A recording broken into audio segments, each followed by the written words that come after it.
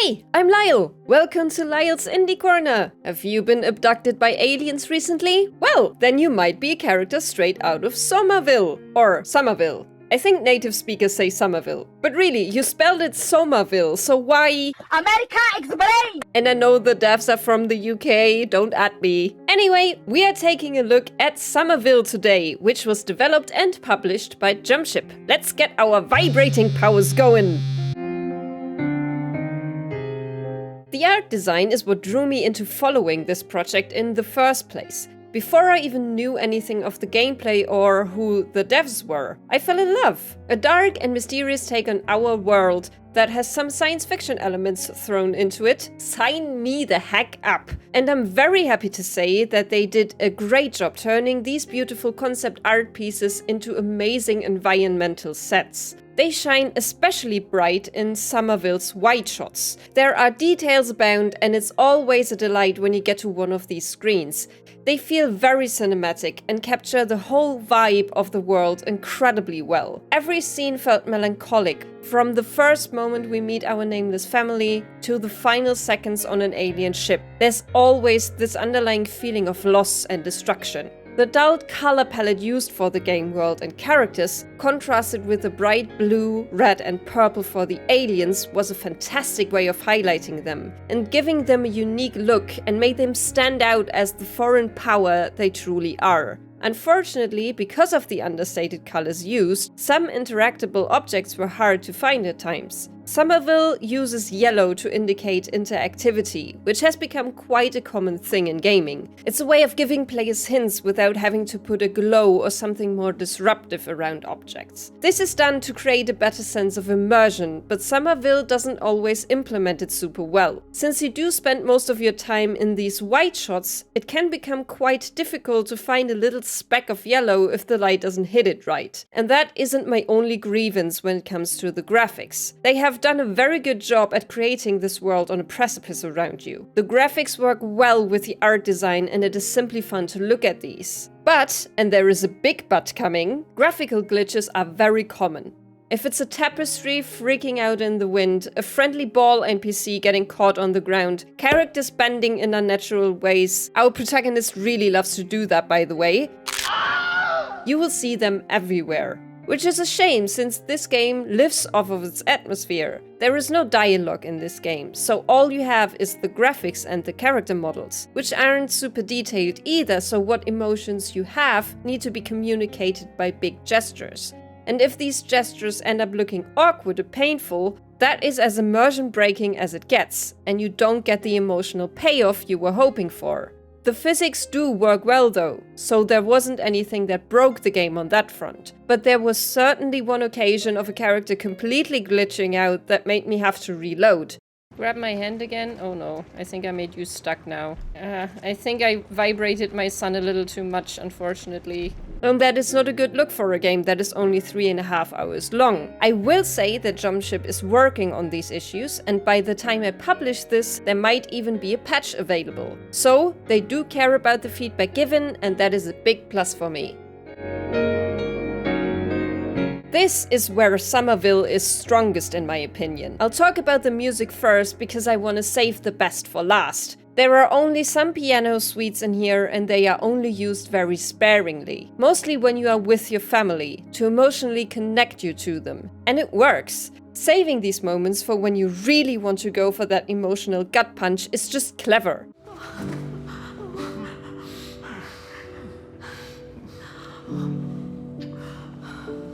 Since there is a lot lacking in the graphical department when it comes to feelings, the music can do the heavy lifting for you. And not letting the player get used to it as background music was a pretty neat trick. I think more games should take advantage of musical silence. Really goes to show how impactful music can be when it's used at the right time with the right tone. But the sound design is really where it's at. There's nothing super surprising about it. You have heard this bass-heavy impact sound used for aliens 100 times, but it feels so good in the game.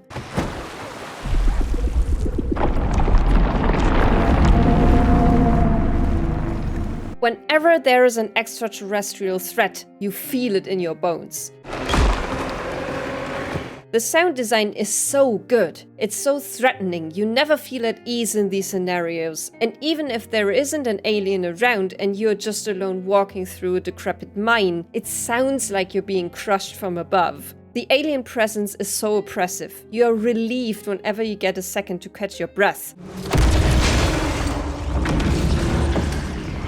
There were so many scenes where my heart raced, not because of an energetic musical piece, but because there was only the sound of the aliens and the rattling of the environment.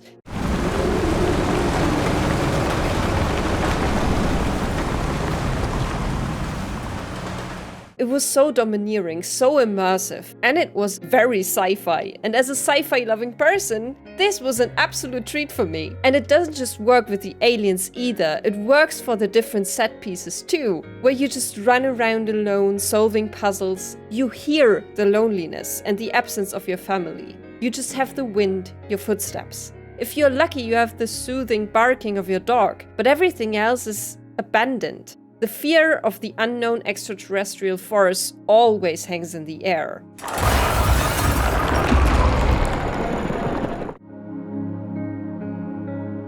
The gameplay is definitely reminiscent of Limbo and Inside. It's a 2D side-scrolling puzzler where trial and error is part of the process. Also dying.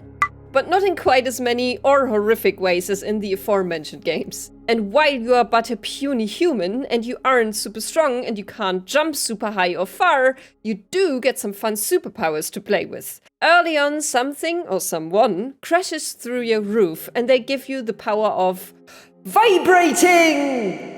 Actually, it gives you the power to turn this red stuff into blue goo, but vibrating just sounds much more fun, and the animation for this power just makes me happy to look at. Bzz bzz. Sometimes you also need the help of these little ball friends who also turn red solid surfaces into blue goo. And later on you get the power to turn the blue goo into red solid surfaces. From that point it's a matter of figuring out how you need to use these powers in tandem to get the desired outcome. I like the puzzle design, at least in theory. We'll talk a bit about the shortcomings in just a second. But the puzzles were intriguing while not being too hard. I guess a few of the more hardcore puzzle gamers among you will find them far too easy. Or even if you have played Limbo and Inside, this game doesn't go as far as these two in terms of difficulty. But for someone like me who gets easily frustrated, I'm completely fine with a short experience like this that doesn't make my brain hurt. But while I like the design, the technical issues with the game can sometimes make puzzles feel far more difficult than they actually are. Take this moment where I had to get a bucket from down a well. I had turned the winch both directions, which doesn't feel smooth in the first place and can be tricky in and of itself because the controls aren't as responsive as they should be, and nothing happened. So I thought I was missing something and spent 3 minutes just running around looking, until I ultimately went back to the winch and tried again, and then finally the bucket showed up. It had just been too far down the well when it shouldn't have been. Or take this moment where I knew exactly what I was supposed to do, but got stuck because I didn't realize that this tiny thing here was a switch. Oh my god. Are you fucking serious?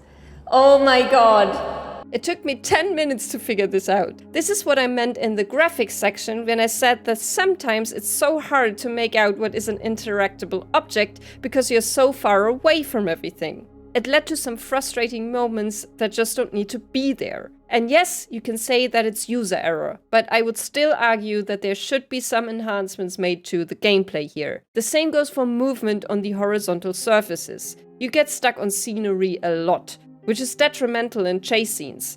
There isn't a real feeling for depth, and you don't glide off obstacles like you do in other games of this nature. Again, this is something that could be patched, and I hope the devs will continue to work on this.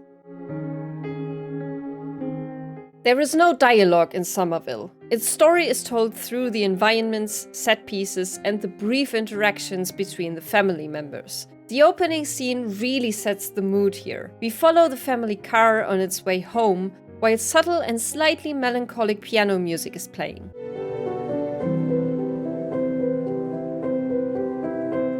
We get to the house and meet the characters for the first time. It's not that long, but it shows us everything we need to know. Mother, father, child and dog, all interacting with love and care. It's pretty masterful how they did this. In a wide shot too. We don't get close and personal. But it doesn't matter. From this point on, we care about what happens to them. And then, after a brief calm scene with the toddler, we get the alien invasion.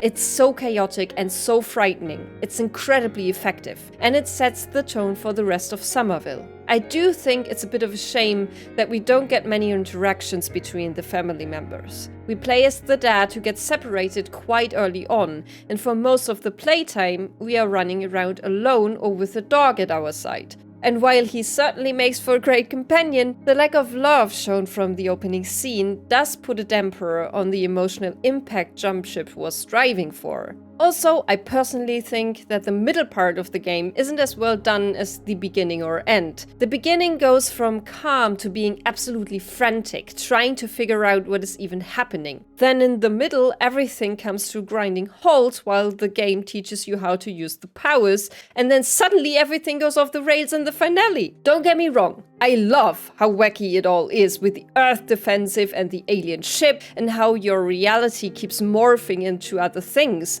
But I do feel there is a link missing between the very grounded beginning and the high concept ending. It doesn't feel like natural story progression, especially the segment where you get your family back for a second and then are immediately yanked away again.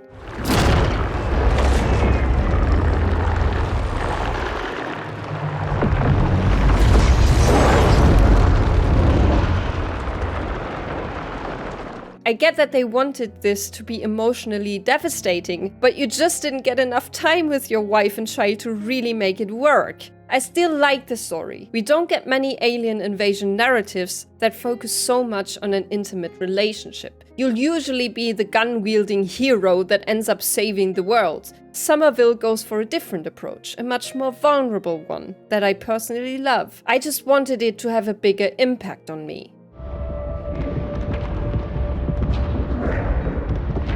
All in all, I think there is a lot of potential for improvement here. With a few less glitches and smoother controls, it could be a really good 4-hour experience. And for all its shortcomings, it was still one of my favorite gaming experiences this year. Premise, art and sound design made it work for me. What do you think about this alien invasion puzzle game? Did you enjoy it? Did it meet your expectations? Would you like more of these more intimate stories just like I do? Tell me all about it in the comments down below. Thank you so much to the Potato Witch for helping me edit this script. If you are looking for more video game reviews, please go check them out. If you crave more sci-fi, then their video on Close to the Sun is just what you're looking for. That's it from me today. Thank you so much for watching, and let's be weird together.